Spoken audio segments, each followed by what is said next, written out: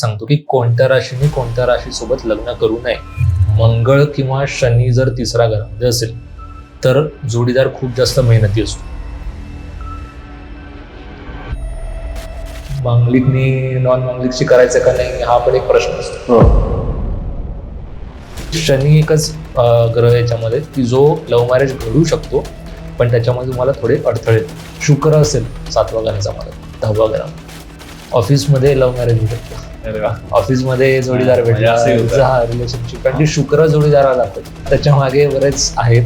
शुक्र जो आहे तो जास्त करून सेक्शुअल डिझायर्सला दाखवतो.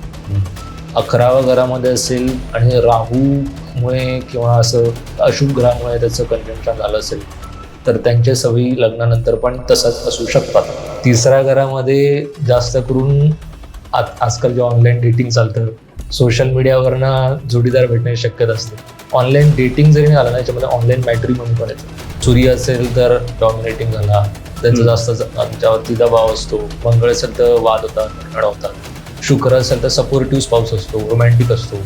बुध असेल तर थोडा हसता खेळता फ्रेंडली वाला असतो, बडबड्या असतो. गोचर आणि तुमची जी नेटिव्ह कुंडली आहे त्याप्रमाणे जर तुमचे ग्रह जर बॅलन्स होत असतील तर ही व्यक्ती भरकटण्याची शक्यता कमी असते. मंगळ दोषमध्ये काय होतं की पूर्वी काय व्हायचं की मंगळ दोषामध्ये या लोकांच्या इच्छा खूप होत्या, कामुक इच्छा जास्त होत्या. त्यामुळे काय होतं की मुली जास्त म्हणजे प्रेग्नंट व्हायच्या पूर्वी. आपल्या सगळ्यांना योगेश पाटीलचा नमस्कार. आपल्या सगळ्यांचं स्वागत आहे 10 पट मोठी स्वप्न पाहणाऱ्या नव्या महाराष्ट्राच्या सगळ्यात इन्स्पिरेशनल पॉडकास्टमध्ये, ज्याचं नाव आहे श्रीमंत स्टुडिओ प्रस्तुत श्रीमंत व्हा विथ योगेश पाटील. तर मंडळी, आजचा जो पॉडकास्ट असणार आहे तो खरंच खूप इंटरेस्टिंग असणार आहे, कारण आपण आपल्या जुन्या एका गेस्टला पुन्हा एकदा इन्व्हाइट केलेलं आहे. तर त्या सरांचं नाव आहे रितेश चौधरी सर. यांनाच आपण इंजिनियर पंडित या नावाने सुद्धा ओळखतो. आणि त्यांच्यासोबत आपण 7व्या घरावरती एक पॉडकास्ट केला होता की 7व्या घराच्या मदतीने तुम्ही तुमच्या जोडीदाराबद्दल कशा पद्धतीने समजून घेऊ शकता. तर त्याला तुम्ही सगळ्यांनी खूप चांगला रिस्पॉन्स दिला होता. म्हणून आपण सरांना पुन्हा एकदा नेक्स्ट एपिसोडसाठी थोडंसं डिटेल बोलण्यासाठी पुन्हा एकदा इन्व्हाइट केलेलं आहे. तर आता मी तुमचा टाइम वेस्ट करत नाही, आपण डायरेक्टली आजच्या या पॉडकास्टला स्टार्ट करूयात. परंतु त्याआधी आपल्या श्रीमंत स्टुडिओ या युट्यूब चॅनलला आताच सबस्क्राईब करून ठेवा. तर रितेश सर, तुमचं पुन्हा एकदा श्रीमंत व्हामध्ये खूप खूप स्वागत आहे. नमस्कार. येस. तर मागचा जो काही आपला पॉडकास्ट झाला होता त्याच्यामध्ये आपण 7व्या घराबद्दल डिटेलमध्ये चर्चा केली होती, बरोबर.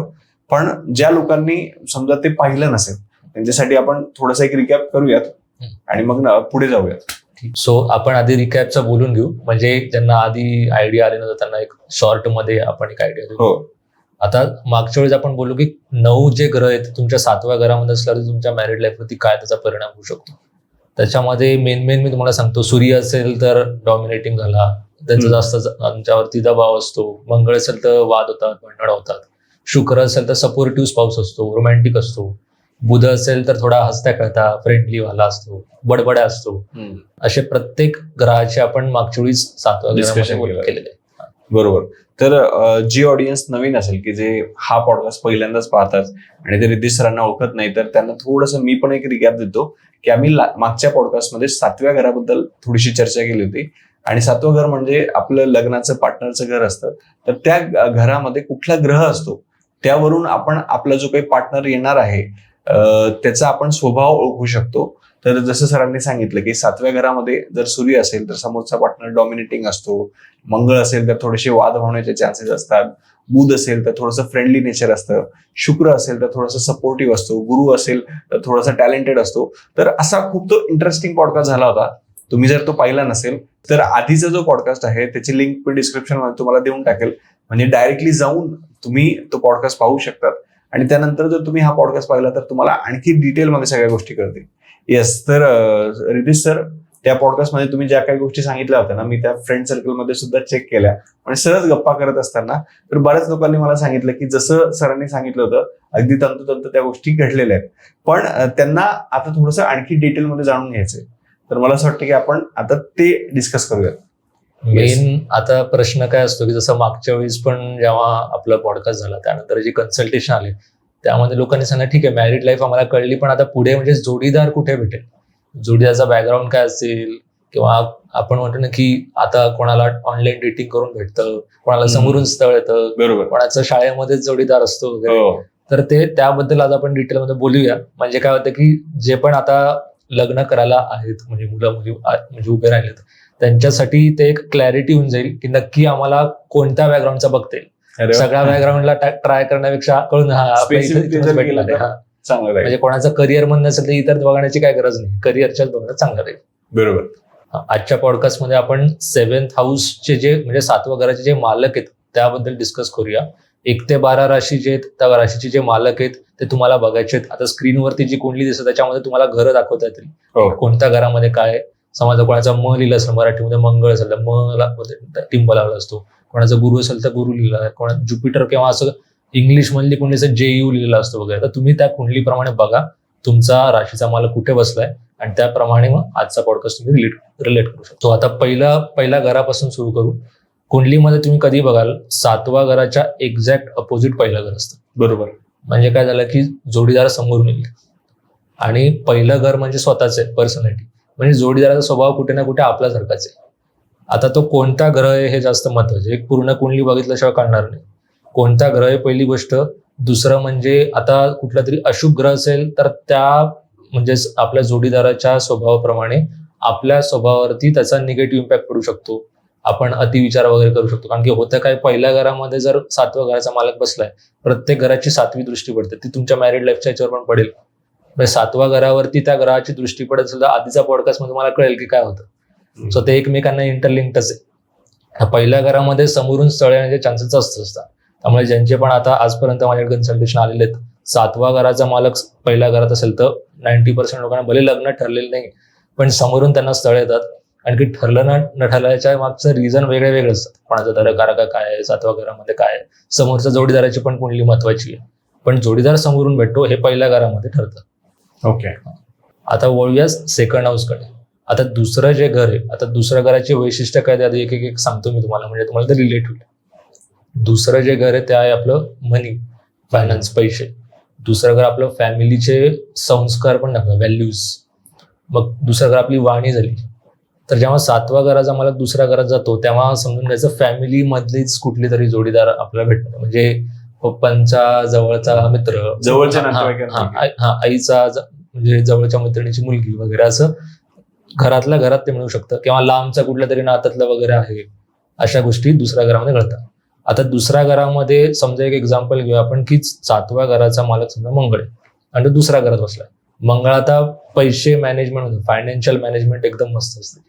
तर बोलायला पण मंगळासारखाच असतो, सरळ वगैरे, पण त्याची पैशांबाबतीत मॅनेजमेंट चांगली आहे. दुसऱ्या घरामध्ये शनी वगैरे असं थोडे सिरियस राहतात, बोलणं पण जरा कमीत कमी राहतं, जास्त बोलत नाही. शुक्र वगैरे असेल तर मग पैसे उडवण्याच्यात पण हे राहतो, म्हणजे कमवायचे पण खूप, म्हणजे आपण त्याला काय म्हणतो मटेरियलिस्टिक जास्त ना, म्हणजे जास्तीत जास्त कमवायचे पण जास्तीत जास्त हौशी. तसं दुसऱ्या घरामध्ये झालं. दुसऱ्या घरामध्ये आपण डायरेक्टली असं नाही म्हणू शकत तुम्ही अरेंज मॅरेजच करा किंवा लव्ह मॅरेज करा, पण ते फॅमिलीमधनं जुळून येतात स्थळ दुसऱ्या घरामध्ये. आता वळूया आपण पुढे तिसऱ्या घरात. तर तिसरा घर फार स्पेशल आहे. तिसऱ्या घरामध्ये जास्त करून आजकाल जे ऑनलाईन डेटिंग चालतं, सोशल मीडियावरनं जोडीदार भेटण्याची शक्यता असते. ऑनलाईन डेटिंग जरी नाही झालं ना, याच्यामध्ये ऑनलाईन मॅट्रिमनी पण येतं. म्हणजे गरजेचं नाही की तुम्हाला डेटिंग ॲप ओपन करून लगेच सुरू करायचंय, पण ऑनलाईन मॅट्रिमनी पण होतं. मित्रमैत्रिणीचे पण लग्न असतं. म्हणजे आता हे सोशल मीडिया थ्रू पण म्हणतील की म्हणजे म्युच्युअल फ्रेंड आपण म्हणतो ना, मित्राचा मित्र आहे तो आहे आता म्हणजे गर्लफ्रेंड झाली, बॉयफ्रेंड झाली वगैरे, असं करून तिसऱ्या घरानं म्हणून येतं. आता तिसऱ्या घरामध्ये एक आहे मंगळ किंवा शनी. जर तिसऱ्या घरामध्ये असेल तर जोडीदार खूप जास्त मेहनती असतो, आणि मंगळ असेल तर त्याची हिंमत पण खूप असते मंगळासारखी. आणि हा स्वतः व्यक्ती पण असू शकतो हिमती, कारण की तिसरं घर जर आता तुमच्या स्वतःच्या तिसऱ्या घरामध्ये मंगळ असेल, तुमचं जी आता तिसरं घर कम्युनिकेशन पण मंगळासारखं बोलतात, बोलल्यानंतर एकदम असा हे ऑरा म्हणतो ना आपण, आल्यासारखं तसं बोलतं. आणि थोडा बोलण्यामध्ये सूर्य आला तर सूर्यमध्ये इगो पण येतो, माझ्यापेक्षा शहाणं कोणीच नाही, तर असा थोडा स्वभाव राहतो. 7व्या घराचा मालक समजा तिसऱ्या घरामध्ये गेला आणि जो सूर्य असेल तर जोडीदाराला थोडा इगोचा प्रॉब्लेम असतो, थोडे डॉमिनेटिंग असतात. त्यामुळे जो ग्रह बसलाय त्याला कोणते ग्रह बघतायत ते सगळं हे कुंडली अनालिसिस केल्याशिवाय ते कळत नाही. पण तिसऱ्या घरामध्ये तुम्हाला ती आयडिया येऊ शकते की हा नक्की या जागेवर या बॅकग्राऊंडचा मुलगा किंवा मुलगी मिळू शकते. असं आहे. आणि तिसऱ्या घरामध्ये एक मेन आहे, तिसरं घर आपले लहान भाऊ बहिणी, तर त्यांचा काही ना काहीतरी संबंध राहतो, त्यांचे मित्रमैत्रिणी राहतात वगैरे, असं करून तुम्हाला जोडीदार तुमचा भेटू शकतो. ओके. आता वळूया पुढे चौथ्या घराकडे. चौथं घर आता आजकाल आपण एक बघतो ना की जोडीदार फॅमिली ओरिएंटेड नाहीये किंवा करिअर ओरिएंटेड जास्त आहे, स्वतःकडे लक्ष देणारा जास्त आहे. म्हणजे स्वतःकडे किंवा फॅमिलीकडे कोण लक्ष देत नाही वगैरे. चौथ्या घरामध्ये जोडीदार फॅमिली असतो. ओके. कारण की म्हणजे ठीक आहे, आता तुमच्या 7व्या घरावर ते डिपेंड करेल की तुमच्या दोघांमधला संबंध कसा आहे, पण फॅमिली सोबत त्यांचा स्वभाव चांगला असू शकतो जर शुभ ग्रह असेल तर. आता कुठला अशुभ ग्रह असेल तर काय होतं, शनी किंवा मंगळ असेल तर मोस्ट केसेसमध्ये यांना फॅमिलीची काळजी असते, पण हे रिस्पॉन्सिबिलिटी म्हणून आपण म्हणतो की जबाबदाऱ्यांच्या याच्याने ते बघतात की म्हणजे ठीक आहे मी घरातल्यांची काळजी करतो, पण यांना असं म्हणजे कोणी घरात आजारी वगैरे म्हणून पैसे कमवतोय वगैरे त्याप्रमाणे त्यांना म्हणजे सपोर्ट करतो. फॅमिली ओरिएंटेडच आहे, पण असं सिरियस वे मध्ये. शुक्र बुध किंवा शुक्र झालं, बुध झालं, चंद्र झालं, गुरु झालं, ह्याच्यामध्ये फॅमिली ओरिएंटेड म्हणजे असं हसत खेळत वगैरे म्हणजे प्रेमळ त्यांचा स्वभाव राहतो. चौथ्या घराला आईचं. आता जसं मी म्हटलं की तिसऱ्या घरामध्ये तुमचे लहान भाऊ बहिणींकडनं तुम्हाला जोडीदार भेटण्याची शक्यता, इकडे आईचं प्रायमरी रोल असतो. मामाकडचे का? आईकडचे, मामाकडचे, किंवा असे म्हणता येईल की आईची कुठली तरी मैत्रिणीचा मुलगा होता, मुलगी होती वगैरे, असं करून आईचा काहीतरी प्रायमरी रोल राहील. तर वडिलांचा पण असतो, तो येतो मी पुढे, वडिलांचा केव्हा असतो, पण आईचा चौथ्या घरामध्ये असलं म्हणजे मालक असलं की आईचा एक प्रायमरी रोल असतो त्याच्यात. ओके. आता बोलूया पुढे आपण 5व्या घरावर. 7व्या घराचा जो मालक आहे 5व्या घरात असेल तर काय? आता ही लव्ह मॅरेजची प्लेसमेंट आहे. ओके. म्हणजे कोणाला असं वाटलं की लव्ह मॅरेज केव्हा करू नाही करू वगैरे, तर ही आहे प्लेसमेंट की जिकडे तुम्ही लव्ह मॅरेज करू शकतात. आणि फक्त आता याच्यामध्ये एकच आहे की शनी एकच ग्रह याच्यामध्ये की जो लव्ह मॅरेज घडू शकतो, पण त्याच्यामध्ये तुम्हाला थोडे अडथळे येतील. कारण की 5वं घर हे जसं मागच्या वेळेस आपण बोललो होतो की रोमॅन्टिक रिलेशनशिपचं आहे. तुमचं लग्नाआधी ज्या व्यक्तीसोबत रिलेशनशिप आहे त्यांच्यासोबत तुमचं लग्न होईल का नाही हे 5वं घर ठरवतं. तर 5व्या घरामध्ये शुभ ग्रह असेल तर एकदम आहे, रिलेशनशिप आहे, लग्न झालं असं होतं. अशुभ ग्रह असेल एवढे अडथळतात. शनीमध्ये डिले करतो तो होतात, पण असं समोरून कधी कधी म्हटले की नाही कास्टच वेगळी आहे, आम्हाला पटतच नाही स्वभाव वगैरे, असं करून तो डिले होतं, पण लग्न ठरतं. तर पण आधी याच्यामध्ये एक आहे की 5व्या घरामध्ये अजून ग्रह कोणते कोणते बघताय. कारण की मी जसं आता परत मी रिपीट नाही करत, पण गोष्ट ही आहे की तुमचा समजा 7व्या घराचा मला कुठेही बसला असला त्या ग्रहाला कोणते ग्रह बघताय याच्यावरनं पण फायनल रिझल्ट कळतो. त्यामुळे लव्ह मॅरेज तर होईल, पण ते किती अडथळे देतील, किती नाही देतील, किती टिकेल, ते सगळं आपलं ग्रहदृष्टीवरनं कळतं. ओके. आता मी काय करतो, पुढचं आपलं 6वं घर ना, 6वं, 8वं आणि 12वं एकत्र करतो. कारण की या घरांना दुष्ट स्थान म्हणतात. जास्त करून याच्यामध्ये लोकांना तोच एक क्वेश्चन असतो की दुष्ट स्थानात नक्की काय करायचं. कधी कधी घाबरून जातात की मॅरिड लाईफ मध्ये काय प्रॉब्लेम येईल का वगैरे. आता 7व्या घराचा मालक 6व्या घरात असतो तेव्हा काय करायचं, आणि त्याचा उपाय पण सांगतो की त्याला तुम्हाला कसं इम्प्रूव्ह करते. जर ज्यांचे लग्न झालेले ते आता रडण्याची काही गरज नाहीये, पण तुम्ही उपायावरती फोकस केला तुमच्या गोष्टी सॉर्ट आउट होतील. 7व्या घराचा मालक 6व्या घरात आलाय. 6वं घर हे आजारपणाचे, हेल्थच झाली, म्हणजे आजारपणापेक्षा हेल्थ. तुमचं कोर्ट कचेरी दाखवते, तुमचं रोजचं डेली लाईफ रुटीन वगैरे या गोष्टी दाखवतात. आता 6व्या घरामध्ये आजारपण म्हणलं की पहिलं एक होतं की लग्न झाल्यानंतर जोडीदार दोघांपैकी कोणाला तरी कुठलं तरी आजारपण लागतं. गरजेचं नाही काहीतरी फॅन्सी आजार व्हायला पाहिजे, सर्दी खोकला वगैरे लागू शकतो, काहीतरी लग्न झाला एक प्रकारचा म्हणजे डिझीज लागू शकतो की काहीतरी प्रॉब्लेम झाला, हे झालाय. लग्न झाल्यावरती कुठल्या प्रकारचं तरी आजारपण वगैरे आलं असं युजली घडतं 7व्या घराचा मालक 6वात असेल. आता तिथे जोडीदार बॅकग्राऊंड कसा ओळखायचा. आता 6वं घर मी म्हणलं की आजारपणाचा म्हणजे डॉक्टर आला, डॉक्टर किंवा मेडिकल फील्डचा जोडीदार असू शकतो. ओके. कोर्ट कचेरी मंडळावर वकील असू शकतो, लिगल ऍडवायझर झाला. आणि 6वं घर हे स्पेसिफिकली जॉबचं जास्त आहे. त्यामुळे आपण की जोडीदार बिझनेसमॅन असेल का जॉबवाला असेल का आयुष्यभर म्हणजे बिझनेस करेल का जॉबच करेल हे 6व्या घरावर दिसतं. तर 6व्या घरात असलं की जॉब करणारच असतो, मुलगा मुलगी असेल जॉब करणारी जाते. तर युजली मुलांना हा प्रश्न पडतो की मुलगी जी राहणार आहे ती जॉब करणारी राहणार आहे का, म्हणजे फॅमिली ओरिएंटेड राहील का नाही. तर 6व्या घरामध्ये आहे की जॉब करणारी मुलगी राहील. आणि स्पेसिफिकली जर तिथे म्हणजे शुक्र नाही म्हणता येणार, चंद्र झालं चंद्र हा स्पेसिफिकली हेल्थलाच दाखवतो डिरेक्टली इनडिरेक्टली. सो 6व्या घरामध्ये चंद्र असला की या लोकांचं युजली जोडीदार मेडिकल बॅकग्राऊंडचा असू शकतो, म्हणजे चान्स जास्त असतात. डिपेंडिंग बाकीचे कोणते ग्रह बसले त्यावरनं पण त्याचा रिझल्ट अल्टर होईल. आणि नंतर मग कोर्ट कचेरीचा आपण लिगल ऍडवायझर झालं, वकील झालं, जज वगैरे. आता काय जज आता बरेच म्हणजे वर्षांनी वगैरे होता, त्यामुळे वकील तुम्ही म्हणू शकतात. वकिलात किंवा कोर्टाचा संबंध असतो रोजच्या, म्हणजे त्याचं प्रोफेशन कामामध्ये. ते 7व्या घराचा मालक 6व्या मध्ये. याच्यामध्ये रेमेडी काय आहे, 6वं घर हे आपलं समाजसेवा दाखवतं. म्हणजे आता समजा कोणाचा राहू असेल किंवा शनी असेल किंवा मंगळ जरी असेल 6व्या घरामध्ये, या लोकांना समाजसेवाच्या बाबतीत अशी फार आतून आपण करुणा असल्यासारखी की कंपॅशन असते की हा करूया वगैरे. तर यांना पण रेमेडी पण तीच असते की उपायामध्ये काय करायचं की तुम्ही जास्तीत जास्त लोकांची समाजसेवामध्ये लक्ष द्या. म्हणजे समजा गुरु आहे तर तुम्ही मंदिरात जाऊन लोकांना जेवण वगैरे म्हणजे डोनेट करा किंवा हाताने वाढा वगैरे. 6वा आणि 12व्या घरामध्ये फरक काय आहे, 12वं घर तुमचं डोनेशनचं आहे, 6वं घर आहे तुमचं फिजिकल सर्व्हिस आहे. म्हणजे तुम्हाला जाऊन तिथे सेवा करावी लागेल, फक्त पैसे देऊन काम होणार नाही. ते 12व्या घरामध्ये चालतं पैसे दिलं, 6व्या घरामध्ये तुम्हाला करावं लागेल. तर ते तुझा उपाय झाला की जसं जेवढं तुम्ही 6व्या घराच्या गोष्टी कराल तुमचं ते मॅरिड लाईफ ऑटोमॅटिकली स्टेबल होईल. 6व्या घरामध्ये एक पॉईंट आपला राहिला, 6वं घर आपलं कर्जही दाखवतं. त्यामुळे जसं म्हणलं की आजारपण येऊ शकतं, लग्न झाल्यावरती कर्ज व्हायची पण शक्यता आहे.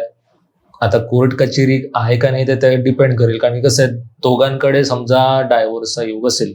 आता प्रत्येक घरांचे हे असतात, आता कुंडली पाहिल्याशिवाय आता मी डायरेक्ट सांगू शकत नाही, कारण की डायरेक्ट जरी सांगितलं तर मग कसं आहे कोणाचं नसेल तरी मग उगाच ते विचार केल्यामुळे त्या गोष्टी घडू शकतात. त्यासाठी 6व्या घरच्या ज्या गोष्टी आहेत म्हणजे आजारपणाची शक्यता आहे, कर्ज व्हायची शक्यता आहे, घरामध्ये छोटी मोठी केस वगैरे कोणावर झाली किंवा लगेच मिटून पण जाते पण काहीतरी होतं किंवा असं इतक्या वर्षापासून केस चालू होती पण संपली, तर या गोष्टी घडतात.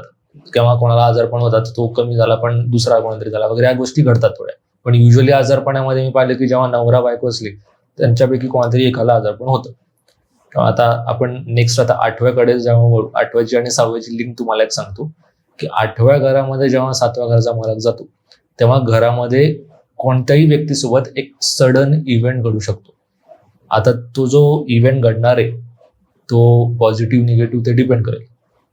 पण आता कसं आहे जेव्हा मी 6वं घर बोललो 6व्या घरामध्ये फक्त नवरा बायकोमध्ये कोणाला आजार पडू शकतो, कोणालाही नाही. आता 8व्या घरामध्ये असं नाही नवरा बायको कोणासोबत पण कुठल्याही प्रकारचा सडन इव्हेंट घडू शकतो. आता सडन इव्हेंट मी थोडा डिटेलमध्ये सांगतो, कारण कसं लोक घाबरतात, निगेटिव्ह जास्त विचार करतो माणूस. निगेटिव्ह मध्ये काय होतं की समजा कोणाचा ऍक्सिडेंट वगैरे झाला, आणि गरजेचं नाही खूप मोठा व्हायला पाहिजे, छोट्या मोठ्या काय फ्रॅक्चर वगैरे झाला असं पण होऊ शकतो. पॉझिटिव्ह मध्ये कोणाला नोकरीच लागत नव्हते, नोकरी लागून गेली, कोणाचं कर्जच निघून होतं, कर्ज निघून गेलं. तर पॉझिटिव्ह मध्ये पण अशा अचानक गोष्टी घडतात. तर 8व्या घरामध्ये हे 8वं घर अचानक गोष्टी घडण्याचं ट्रान्सफॉर्मेशन पण आहे. 7व्या घराचा मालक 8व्या घरामध्ये बलवान असेल तर आधी लग्नाआधीचा जे स्वभाव होता व्यक्तीचा तो अचानक बदलतो लग्नानंतर, कारण की ते ट्रान्सफॉर्म झालं ना, पर्सनॅलिटी चेंज झाल्यासारखं झालं. सो तो एक मेन फरक होतो. दुसरं 8व्या घरात आता जसं मी 6व्या घरामध्ये सांगितलं तुम्हाला समाजसेवा करायला पाहिजे, समाजसेवा करून तुमचं मॅरिड लाईफ बॅलन्स होईल. 8वं घर तुमचं हे ऑकल्ट सायन्स दाखवतं. ऑकल्ट सायन्स म्हणजे फक्त ज्योतिषशास्त्र नाही आलं, न्यूमरोलॉजी, टॅरोट वगैरे वगैरे सगळे, म्हणजे रेकी वगैरे जितके हिलिंगचे वगैरे, ते तुम्ही एकतर हॉबी म्हणून प्रॅक्टिस करा, शिका, प्रोफेशन म्हणून करा तर प्रोफेशन म्हणून करा. कारण काय होतं की या गोष्टी तुमच्या 8व्या घराच्या गोष्टींना बॅलन्स करतात. म्हणजे दुष्ट स्थान असल्यामुळे ते काही ना काहीतरी निगेटिव्ह इव्हेंट देतातच, पण त्याच्यामध्ये तुम्ही त्याला बॅलन्स कसं करायचं त्यासाठी तुम्ही 8व्या घराच्या गोष्टी करणं गरजेचं आहे. ओके. आणि याच्यामध्ये काय आता मी 12व्या घरानंतर एक सांगतो की या दुष्ट स्थानामध्ये समजा 7व्या घराचा मालक असेल तर त्यांनी लग्न नक्की कोणाशी करायचं. कारण की होतं काय की तुमचा दुष्ट स्थानात असेल आणि समोरच्याचा चांगला म्हणजे याच्यावर बसलेला असेल, म्हणजे केंद्र त्रिकोणात बसला असेल, शक्यतो लोक नाही म्हणतात की नाही आमचं कशाला आम्ही मॅरिड लाईफ खराब करू. तर त्यांनी काय करायचं ते आपण 12व्या घरानंतर बोलूया. शेवटची जी पोझिशन आहे आपली दुष्ट स्थानामध्ये 7व्या घराचा मालक जेव्हा 12व्या घरात जातो, 12वं घर आता फॉरेन सेटलमेंट दाखवतं. 9व्या घरात काय आपण 9व्या घराकडे येऊया. 9व्या घराकडे तुमचं फॉरेनला जाऊन लग्न होऊ शकतं, डेस्टिनेशन वेडिंग सारखं. पण 12व्या घरामध्ये काय होतंय, 12वं घर तुमचं फॉरेनला सेटलमेंट झालं की जो जोडी आता मुलगी आहे तर मुलगी स्थळ बघते स्थळ बघायला कुठले मुलं बघू प्रश्न पडलाय. 7व्या घराचा मालक 12व्या घरात असेल तर फॉरेनचेच बघा. आता ज्योतिषशास्त्रामध्ये काय, फॉरेनचा अर्थ वेगळा आहे. फॉरेन म्हणजे गरजेचं नाही भारताच्याच बाहेर, भारताच्या बाहेर आहेच, पण त्यांचा कल्चर वेगळा आहे, ट्रेडिशन वेगळा आहे, महाराष्ट्राच्या बाहेर थोडक्यात. म्हणजे मराठीच मुलगा आहे पण मुंबईमध्ये मुलगी राहते तर मुलगा बँगलोरला राहतो, चेन्नईला राहतो. सो ते फॉरेन सेटलमेंट, आणि लग्न जाऊन मुलीला तिकडे जावं लागेल, तर ते फॉरेन सेटलमेंटचं करतात. 12वं घर अजून एक दाखवतो की 12वं घर तुमचे खर्च दाखवतो. जसं 8व्या घरामध्ये सडन इव्हेंट आहे, इकडे आजारपण वगैरे. 12वं घर तुमचं एक्सपेन्सेस, खर्च दाखवतो. लग्न झाल्यानंतर एक्सपेन्सेस वाढू शकतात, खर्च वाढू शकतात. आता 12वं घर हे सगळ्यांच्या कुंडलीमध्ये खर्चच दाखवतात बाय डिफॉल्ट. म्हणजे तुमचा स्वतःच्या 12व्या घरामध्ये समजा 7व्या घराचा मालक तिथे बसला जरी नसला, समजा शुक्र आहे आणि मुलीची कुंडली आहे, तर मेकअप वरती खर्च जास्त असतो, ब्युटी वरती खर्च जास्त असतो. आणि आता राहू वगैरे असलं जास्त अंशी असतात, क्या डेस्टिनेशन वेडिंग करू, हे करू वगैरे. तर 12व्या घराच्या गोष्टी ह्या तुमच्या स्वतःचे पण खर्च दाखवतात. आणि तुमचा 7व्या घराचा मालक तिथे असला तर तुमचे जोडीदार काय प्रकारचे खर्च होतील किंवा तुमच्या अजून काय खर्च होतील लग्न झाल्यावरती, हे तुमच्या 12व्या घरात दिसतं. तर 12वं घर डोनेशनचं आहे, 12वं घर तुमचं मोक्षाचं पण आहे, म्हणजे आपलं स्पिरिच्युअल प्रॅक्टिस, मेडिटेशन पण झालं त्याच्यात. तर आता 12व्या घरामध्ये प्रोफेशन काय हा प्रश्न पडतो. 12व्या घरामध्ये एक मी खर्च सांगितला म्हणजे पैशांचा परत रिलेशन आलं त्याच्यात. बँकिंग सेक्टरचा असू शकतो किंवा फायनान्शियल बॅकग्राऊंडचा असू शकतो, फायनान्शियल मॅनेजर किंवा एक्सपेन्स मॅनेजमेंट सारखं काहीतरी असं करतोय प्रोफेशन मध्ये, कॉमर्समध्ये वगैरे. 12वं घर अजून एक हे आहे की तुमचं काउन्सिलिंग दाखवतं, सायकोलॉजिस्ट किंवा सायकेट्रिस्ट वगैरे, मेंटल काउन्सिलर. 12वं घर तुमचं अध्यात्म असल्यामुळे हे जे ज्योतिषशास्त्र, ऑकल्ट सायन्स अध्यात्मामध्ये जातं, त्या बॅकग्राऊंडचा पण मुलगा असू शकतो. आणि 12वं घर हे स्पेसिफिकली स्पिरिच्युअल प्रॅक्टिस किंवा मेडिटेशन असतं. त्यामुळे लग्न झाल्यानंतर या गोष्टीकडे तुम्ही वळाले तर तुम्ही 7व्या घराला बॅलन्स करता. ओके. 12वं घर तुमचं डोनेशनचं पण आहे, डोनेशन केलं जसं 6व्या घरामध्ये तुम्हाला फिजिकल सर्व्हिस करायची, इथे तुम्ही पैसे दिले तरी चालतात, डोनेशन करायचं, तर त्याच्याने तुमचा तो 7व्या घराचा जो एनर्जी तो बॅलन्स होतो. आता आपले दुष्ट स्थान झाले, आपलं उरलेल्या हाऊसेस आपण कम्प्लीट करूया. आता 7वाचा मालक 7वात, ही एकदम मस्त पोझिशन आहे लव्ह मॅरेज साठी. ओके. 5व्या घराची पण आहेच. 7व्या घराचा मालक 7व्या घर असेल तर मॅरिड लाईफ एकदम सपोर्टिव्ह छान राहतं. शुभ ग्रह असेल तर, मी शुभ ग्रह त्यासाठीच म्हणतो कारण की शनी असल्यावर लोक विचार करतात की मग आमचं काय नाही चांगलं आहे, मग मंगळ असेल तर चांगलं काय नाही. त्याच्या मागे रिझन तोच आहे की अशुभ ग्रह असले की जबाबदाऱ्या वाढतात, शनीमुळे जबाबदाऱ्या वाढतात. आता आपण थोडेसे 1-2 एक्झाम्पल आधीच्याच पॉडकास्ट त्याच्यात रिलेट करूया. 7व्या घराचा मालक 7वात असेल तर, शनी असेल तर जबाबदाऱ्या आल्या, सिरियस जोडीदार असतो. मंगळामध्ये ठीक आहे, म्हणजे लव्ह मॅरेज झाला, आवडीचा स्पाऊस मिळाला वगैरे सगळं, पण त्याच्यामध्ये आवडीचा जोडीदार जरी असला तरी मंगळासारखा असतो, वाद होतात, म्हणजे दोघांमध्ये जास्त पटत नाही. आणखी 5व्या घरामध्ये शुभ ग्रह असतील आणि 7व्या घरामध्ये अशुभ ग्रह असतील, भले 7व्या घराचा मालक 7व्यात आहे, लग्नाआधी रिलेशनशिप मध्ये एकदम लवली डवली चालतं आणि नंतर लग्नानंतर एकदम भांडणं वाढायला लागतात, त्या गोष्टी घडतात. पण जेव्हा 7वाचा मालक 7वा असेल तेव्हा जोडीदार ऍटलिस्ट चांगला, आपण सपोर्टिव्ह, भांडणं किती जरी झाले तरी त्यांचं ओके, म्हणजे ठीक आहे, चालून जातं, काही लगेच टोकाला जाऊन थोडं वगैरे नाही. कारण की आता आपण मांगलिक दोष याच्यावर बोलूच पुढे, कारण की मांगलिक दोष पण एक फार मोठं मिसकन्सेप्शन आहे की काय एक्झॅक्टली म्हणून. तर मंगळाचं 7व्या घरामध्ये समजा स्वराशीत जरी असला मंगळ तरी तो भांडण जातो. म्हणजे यांचं दोघांचं असं असतं की समजा तुमच्या जोडीदाराच्या 7व्या घरामध्ये मंगळ, दोघांना भांडायला फार आवडतं असं की म्हणजे आम्ही येतोय घरी, भांडण्याशिवाय आमचं मनच भरत नाही. ठीक आहे, पॅचअप वगैरे होतं सगळं, पण मला आज बरेच दिवस झाले भांडणं झाले नाही. तर असं त्यांचं हे म्हणजे सवय जातो मंगळामध्ये. तुमचा जो ग्रह आहे 7व्या घरामध्ये त्याप्रमाणे तुमचा जोडीदाराचा स्वभाव आणि जोडीदार तुम्हाला कसा भेटेल, काय भेटेल, त्या गोष्टी ठरतात. शुक्र असेल तर असं शांत आहे वगैरे किंवा रोमॅन्टिक आहे, हे आपण मागच्या बोललेलो आहे पॉडकास्टमध्ये सगळ्या गोष्टी. आता पुढे वळूया 9व्या घराकडे. जसं 4थ्या घरामध्ये मी काय बोललो होतो की आईकडनं तुम्हाला तुमचा जोडीदार भेटेल. आता 9वं घर आलं वडिलांचा एक प्रायमरी रोल राहतो लग्नामध्ये. तर वडिलांचं काय राहील, आता लेट्स आता मुलगी आहे किंवा सगळं मग बॅकग्राऊंड चेक करायचं, स्थळ वगैरे आणून द्यायचे, किंवा असं पण होतं की समजा लव्ह मॅरेज असेल तर लव्ह मॅरेजमध्ये आता 9वं घर गरजेचं नाही की तुम्हाला लव्ह मॅरेज करायला पाहिजे किंवा असं काही, पण समजा लव्ह मॅरेज असेल तर वडिलांच्या परमिशन शिवाय ते गोष्टी जात नाही. हा, जसं 4थ्या घरामध्ये पण लव्ह मॅरेज पॉसिबल आहे, पण आईचा जर समजा नकार असेल की नाही बाबा करायचं नाही, तर तरीही केला तर त्याच्याने प्रॉब्लेम होऊ शकतात. 9व्या घरामध्ये त्या गोष्टी की वडिलांचं काहीतरी लग्न लावण्यामध्ये असतं, म्हणजे लावायचा, नकार द्यायचा वगैरे या गोष्टी घडतात. आता 9वं घर काय आहे, 9वं घर आपलं हायर एज्युकेशनचं दाखवतं की आता ठीक आहे, एक्झाम्पल घ्या, कुठला तरी मुलगा आता लग्नासाठी मुलगी बघतोय का मुलगी बघते लग्नासाठी. आपण बघतो की मुलगा बॅचलर पाहिजे का, PhD पाहिजे का, मास्टर पाहिजे का. तर 9वं घर आहे तुमचं बॅचलर पासून पुढून सुरू होतं, मास्टर PhD वगैरे. तर म्हणजे प्रश्न पडला आता इंजिनियर मुलाशी लग्न करू का मास्टर झालेल्या इंजिनियर मुलाशी लग्न करू का PhD झालेल्या व्यक्तीशी लग्न करू. तर 9वं घर मास्टर अँड PhD मध्ये येतं, हायर एज्युकेशन. त्यातला गुरु जर असेल 7व्या घराचा मालक, तर मग एकतर आध्यात्मिक तो खूप आहे, धार्मिक तो खूप आहे, मग एज्युकेटेड आहे. गुरु आहे म्हणल्यावरती एज्युकेशन होतच, म्हणजे हायर एज्युकेशन आहे. त्यामुळे तो असा गुरुसारखा सपोर्टिव्ह पण असतो, पण त्याचा असा म्हणजे एज्युकेशन वाईज पण तो मास्टर झालाय, PhD झालाय, किंवा जास्तीत जास्त शिकायची आवड असते त्याला. एक डिग्री ना त्याच्याकडे भरपूर डिग्री आहेत. तर या गोष्टी 9व्या घरामध्ये घडतात. 9व्या घरामध्ये आता स्पेसिफिकली फक्त ज्योतिष दाखवतात. 8व्या घरामध्ये मी सांगितलं की ऑकल्ट सायन्स आहे, ज्योतिष, न्यूमरॉलॉजी वगैरे सगळं.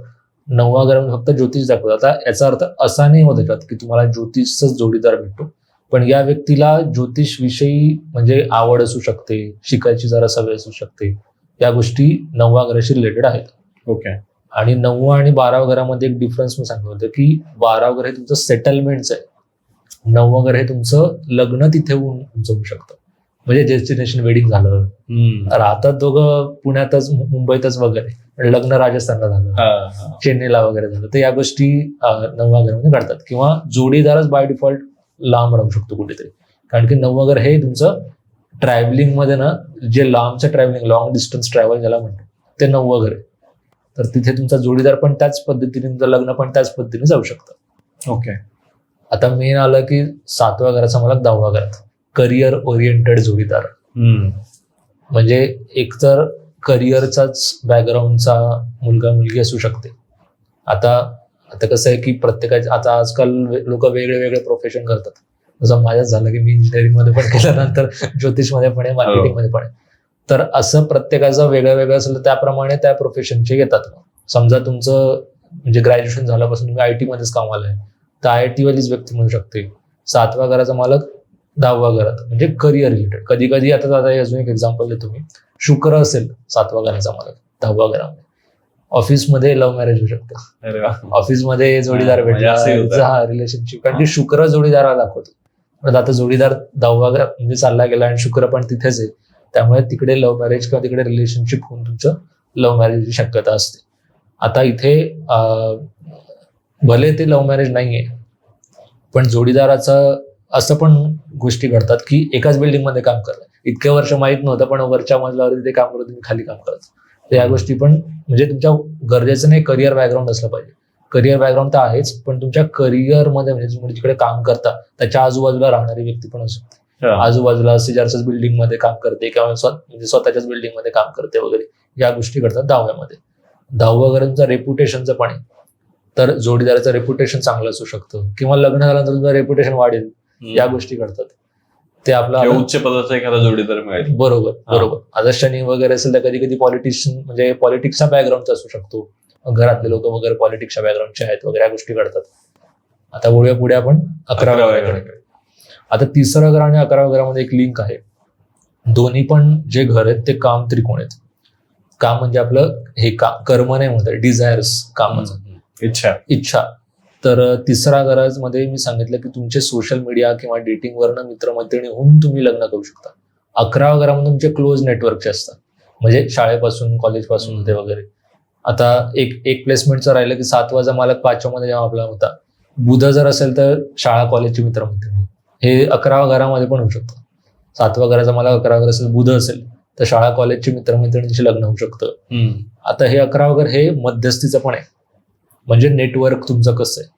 तर आता अरेंज मॅरेजमध्ये मध्यस्थीने लग्न झालं की कोणाच तरी मित्राचा मुलगा आहे, कोणाच तरी मुलगी वगैरे असं, तर असं करून पण 11व्या घरात नसतं. म्हणजे तुमची मध्यस्थी स्ट्रॉंग असते, किंवा असं पण म्हणते कधी कधी तुमच्या मध्यस्थीमुळेच तुमचे लग्न होऊ शकतं 11व्या घरात असेल तर हे 11वं घर. आता कसं मी इच्छाचं सांगितलं, पण एक तुम्ही सांगितलं की समजा 11व्या घरात जर असेल तर कसं डिझायर जास्त असतात. हा. लग्न झाल्यावर काय होतं यांचं, म्हणजे की आणखी डिझायर्स वाढतात, त्याने क्लॅशेस होतात की काय होतं? आता त्याच्या मागे बरेच आहेत. शुक्र जो आहे तो जास्त करून सेक्शुअल डिझायर्सला दाखवतो. 11व्या घरामध्ये असेल आणि राहूमुळे किंवा असं अशुभ ग्रहामुळे त्याचं कंजंक्शन झालं असेल तर त्यांच्या सवयी लग्नानंतर पण तसंच असू शकतात. पण गरजेचं नाहीये की त्या होतीलच. कुंडली माझी महत्वाची आहे, कुंडली अनालिसिस पण महत्वाची. ओके. शुक्र जर चांगल्या परिस्थितीत म्हणजे लेट्स से गुरुनी दृष्टी असेल किंवा शुक्र समजा अग्नी राशीत बसलेला असेल, फिक्स साईन वगैरे असतात वगैरे, याच्यात असेल तर शक्यतो ते नाही जात. आणि शुक्राचं त्याच्यामध्ये परिस्थिती जास्त पाहिली जाते की शुक्र किती स्ट्रॉंग आहे. शुक्र वीक असेल तर हे व्यक्ती इकडे तिकडे भडकू शकतात. आणि मेन काय आहे की 11व्या घरावर एक गोष्ट मला सांगायची. आता हा आपलं शेवटचंच घर, आपलं 12वं झालेलं आहे. 11वं घर हे आपलं सोशल नेटवर्क पण दाखवतं. म्हणजे थोडक्यात आपली नेटवर्किंग सगळी झाली, ऑनलाईन ऑफलाईन सगळी. पूर्वी लोकांचा एवढा संबंध सोशल मीडिया सोबत नव्हता आणि पूर्वी जे घरांचे गोचर होते ते पण वेगळे होते. त्यामुळे प्रश्न कधी कधी हा पडतो की पूर्वी लोकांना लग्नाला अडथळे आले नाही आणि आता काय येतात. त्याच्या मागचं रिझन तोच आहे की जो आपलं 11वं घर आहे, आपलं सोशल नेटवर्किंग वाढलंय आणि ऑप्शन्स अवेलेबल झाले ना. हा नाही तर तो आहे, तो नाही तर तो आहे. त्यामुळे लग्न नावाच्या कन्सेप्टचाच पूर्ण जो बेस आहे तो पूर्ण आता खाली खाली झालेला. तो गोचरमुळे होतो. गरजेचं नाही की ही व्यक्ती चुकीची आहे चांगली आहे. आता पूर्वी पण गोचरमध्ये कंजंक्शन झाले, पण त्याच्यामध्ये तुमचे जे कोणत्या राशीमध्ये झालेले आहेत, कोणते ग्रह बघताय वगैरे. तरी आणि मेन म्हणजे काय की सोशल मीडिया त्यावर होतं. त्यामुळे काय की तुमचा लोकांसोबत जो संबंध होता तो एवढा इझी नव्हता. त्यामुळे एवढे ऑप्शन्स अवेलेबल नव्हते की हे पण करून ते पण करू. बरोबर. आता ऑप्शन्स असल्यामुळे लग्न नावाचा कन्सेप्ट कमी झालाय. तो कुठे ना कुठे इम्पॅक्ट पडतोय लग्नावरती. म्हणजे तेव्हा लोक एका गोष्टीवरती टिकून होते. बरोबर. ऑप्शन असल्यामुळे भरकटले जास्त. पण ते आता एक समज असा होतो की ठीक आहे भरकटले म्हणल्यावर ती लग्नच होणार नाही का, तर तसं नाहीये. गोचर त्यासाठीच महत्वाचं आहे. गोचर तुमच्या म्हणजे आताचे जे गोचर आहे, ट्रान्सिट ज्याला म्हणतात, प्लॅनेटरी ट्रान्सिट, गोचर आणि तुमची जी नेटिव्ह कुंडली आहे त्याप्रमाणे जर तुमचे ग्रह जर बॅलन्स होत असतील तर ही व्यक्ती भरकटण्याची शक्यता कमी असते. ओके. आणि युजली कुंडली अनालिसिस करून कळतं की पूर्वी लग्नात त्यांचे रिलेशन झाले होते का नाही झाले होते, किंवा लग्नानंतर करतील का नाही, शक्यता सांगितली जाते. पण कसं आहे, तुमचा जे आपण जे बोलतो ते लग्न कुंडली D1 चार्ट म्हणतात. नवमांश कुंडलीचं D9 चार्ट, D1 D9 या दोन्ही पण गोष्टी पाहिल्यानंतर मग ते फायनली सांगितलं. कारण का असंच तुम्ही सांगू नाही शकत ना हा एक्स्ट्रा मॅरिटल करणारे बघा. लोकांचा त्याचा म्हणजे सायकोलॉजीवरती उलटा इम्पॅक्ट पडू शकतो. तर त्यासाठी कुंडली अनालिसिस ही फार जास्त इम्पॉर्टंट आहे. म्हणजे असं वरच्यावर नाही सांगू शकत आपण, थोडंसं आणखी म्हणजे अंदाज देऊ शकतो. ठीक आहे शुक्र खराब आहे तर रिलेशनशिप असू शकता किंवा नंतर करू शकतात, पण असं नाही की होईलच. किती होईल आणि किती % नाही होणार ते कुंडली अनालिसिस शिवाय कळणार नाही. ओके. आता आपण 1 ते 12 घरं तर डिस्कस केली, पण काही बऱ्याच अजून एक्स्ट्रा पण काही गोष्टी असतात, जसं की मांगलिक दोष असतात, आणखी बरेच गोष्टी असतात, तर ते आपण थोडंसं डिटेल मध्ये डिस्कस करूयात आता. हा म्हणजे मी जेव्हा 7व्या घरामध्ये मंगळाची गोष्ट चालली होती, कोणाचा 7व्या घराचा मालक मंगळ पण असू शकतो. आता तो पहिल्या घरात बसला असेल तो मांगलिक झाला. मंगळ तुमचा 4थ्या घरात बसला असेल आणि हे 7व्या घराची गोष्ट करतो. इन जनरल मांगलिक बद्दल नाही बोलत आज आपण. 7व्या घराचा मालक मंगळ असेल आणि तो मांगलिकवाला पोझिशनला बसला असेल तर ओके. पहिल्या घरात मंगळ असेल तर तुमच्या 7व्या घराला बघेल. भले तो तुमचा 7व्या घराचा मालक नसला तरी, 4थ्या घरात असला तरी तो बघेल. 7व्या घरात बसलेलाच आहे. 8वं घर आणि 12वं घर याच्यामध्ये मंगळ तुमचा बसलेला असेल तर तुमच्या म्हणजे तुम्ही मांगलिक आहेत पहिली गोष्ट. आता त्याचा फरक काय पडतो ते आहे. मंगळ दोष मध्ये काय होतं की पूर्वी काय व्हायचं की मंगळ दोषामध्ये या लोकांच्या इच्छा खूप होत्या, कामुक इच्छा जास्त होत्या. त्यामुळे काय होतं की मुली जास्त म्हणजे प्रेग्नंट व्हायच्या पूर्वी. आता काय की एवढं कोणी प्लॅनिंग करतच नाही. 1 नाही तर 2 मुलं जास्तीत जास्त. आणि लोक करिअरमध्ये एवढे डुबलेले की त्यांना वेळ नाही एवढं सगळं करायला. बरोबर. त्यामुळे आजच्या काळामध्ये मांगलिक दोषचा काय फरक पडतो. मंगळ तुमचा जर नीचचा असेल, शत्रू राशीत असेल, मिथुन किंवा कन्या, फ्रेंडली साईन म्हणजे मित्र राशीत म्हणजे सिंह किंवा धनुमध्ये, तर या केसेसमध्ये मंगळाचा निगेटिव्हिटी कमी होऊन जाते. मी 0 नाही म्हणते, कारण की मंगळासारखं काम करेलच. भले तुम्ही म्हणजे एकमेकांना भांडे फेकून मारत नाहीये, पण तुमचे शाब्दिक वार होत आहेत रोज, तर तो तुमचा मंगळ दोष कमी होतो, पण त्याच्याने निगेटिव्ह इम्पॅक्ट नाही होत. आता निगेटिव्ह कसा असतो, निगेटिव्ह मध्ये भांडणांची इंटेन्सिटी कळते. पूर्वी तर म्हणजे जास्त प्रेग्नन्सी झाल्यामुळे मुलींची डेथ व्हायची, पूर्वी व्हायची, म्हणजे एकदमच तुम्ही आधीच्या 1800-1000च्या काळाचं आधी म्हणू शकता, तेव्हा एवढं काही डेव्हलप नव्हतं. तर त्यानंतर हळूहळू गोष्टी पुढे घडल्या. त्यानंतर मग आता इतकं आणि टेक्नॉलॉजी पण आता झालेली आहे बऱ्यापैकी, म्हणजे कोणाला संतती होत नसेल तर ती होऊन जाते, त्यामुळे एवढा काही प्रॉब्लेम येत नाही. त्यामुळे मंगळ दोषामध्ये भांडणाची शक्यता फर्स्ट असते, ती आलीच. ती फक्त इंटेन्सिटी कमी जास्त तुमच्या आता मांगलिक दोषावर कळेल. आता एक आहे की पहिल्या घरामध्ये समजा गुरु असेल आणि तो मंगळासोबत बसलेला, आता हे मंगळाचे पोझिशन तुम्ही लक्षात ठेवा, त्याच्यावर फक्त गुरुची दृष्टी आहे, शनीची दृष्टी वगैरे, त्याच्याने मंगळ दोष तुमचा काही शास्त्रामध्ये सांगतो तो कट होतो. तो कट म्हणजे काय होतं की त्याच्याने जी अग्रेशन आहे किंवा आपण जो राग आहे वगैरे तो कमी होतो, कंट्रोलमध्ये राहतो. पण कसं आहे की जो मांगलिक आहे व्यक्ती तो लॉयल जास्त असतो, धोका देण्याची शक्यता कमी असते. हे काय म्हणजे भांडणं किती पण असू दे, धोका देण्याची शक्यता कमी राहण्याची, अनलेस दुसरा काही ग्रहाची त्याचा इंटरफिअरन्स असेल तर. पण शक्यतो मी म्हणजे 70 ते 80% मांगलिक एवढे धोका देत नाही, ते त्यांच्या पार्टनरला घेऊन लॉयल राहतात. तर ते एक झालं. आणि मांगलिक दोष मध्ये काय होतं की हे मी आधीचे जे क्रायटेरिया सांगितले त्याने तर रिड्यूस होतो, त्यांनी नॉन मांगलिक सोबत लग्न केलं तरी चालेल. म्हणजे आता मांगलिकनी नॉन मांगलिकशी करायचं का नाही हा पण एक प्रश्न असतो. तर एक आहे की नवमांश आणि लग्न कुंडलीमध्ये जर तुमचा याच 1, 4, 7, 8, 12 मध्ये बसलेला असेल दोन्हीकडे, तर तुम्ही घोर मांगलिक झाले. म्हणजे घोर मांगलिक म्हणजे ते कन्सेप्ट आहे फक्त, ते म्हणजे तुमचा मंगळाचा अग्रेशन जास्त झाला आणि एकाच म्हणजे पहिल्या कुंडलीमध्ये म्हणजे लग्न कुंडलीमध्ये तो सौम्य झाला. फक्त घोर आणि याच्यामध्ये फरक एवढा आहे, तुमचा अग्रेशन केवढा आहे, तुमचा राग केवढा, सिरियसनेस केवढा आहे, तर तो फक्त डिफरन्स पडतो. पण त्याच्याने तुमची भांडणाची इंटेन्सिटी कळते, किती वाद होणार वगैरे.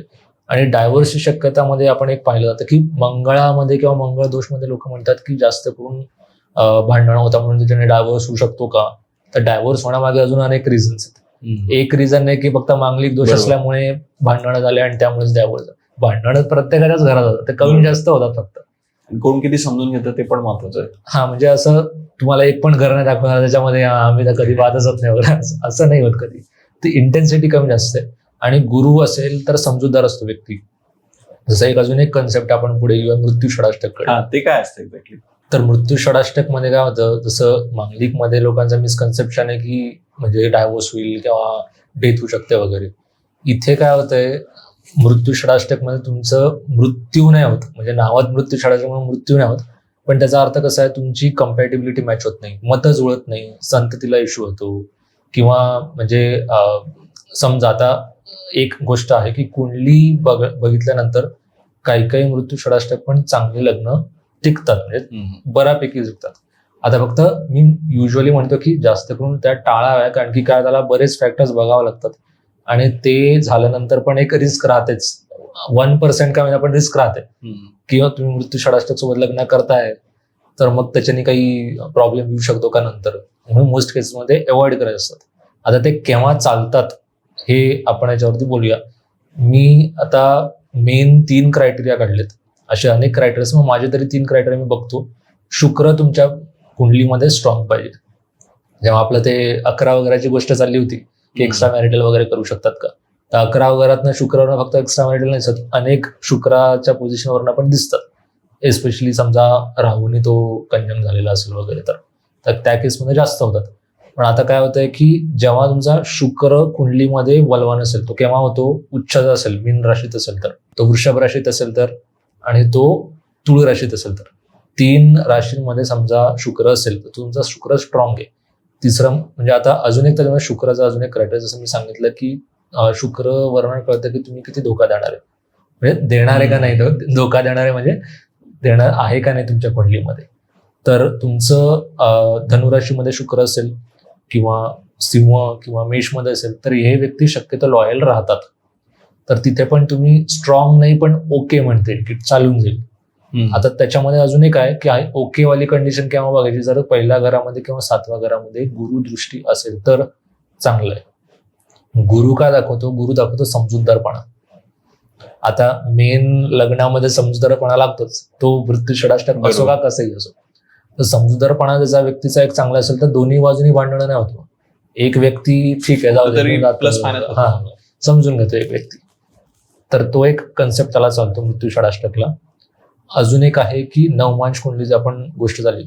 नवमांश कुंडलीमध्ये जो लग्न लॉर्ड, लग्न म्हणजे आपलं मॅरेज नाही, ऍसेंडंट जो आहे ते मालक जर एकमेकांना फ्रेंडली असतील, नवमांश मध्ये कोणाचा मेष लग्न आहे किंवा सिंह लग्न आहे, तर मेष आणि सिंह राशी एकमेकांना मित्र आहे, म्हणजे फ्रेंडली साईन आहे. तर त्यामुळे या लोकांनी लग्नात पुढे जायला काय हरकत नाही. पण मी परत म्हणतो की कुंडली आणण्याचं महत्वाची, कारण की मृत्यू षडाष्टकला रिस्क घेऊन चालत नाही. तुम्ही फक्त एक वाक्य पाहून घेतलं, हा ठीक आहे असं असं आहे, चला लग्न करूया, तर असं नाही. मृत्यू षडाष्टकला रिस्क जास्त असते. त्यामुळे कुंडलीमध्ये दुसऱ्या काय गोष्टी प्लस मायनस होत असतात, तर मृत्यू षडाष्टकमध्ये जाणं रिस्की राहतं. आणि शेवटचा एक क्रायटेरिया आहे ती गुरु, जो मी सांगितलं तुम्हाला की गुरु कोणाचा पहिल्या घरामध्ये किंवा 7व्या घरामध्ये असेल तर ते चालून जातं.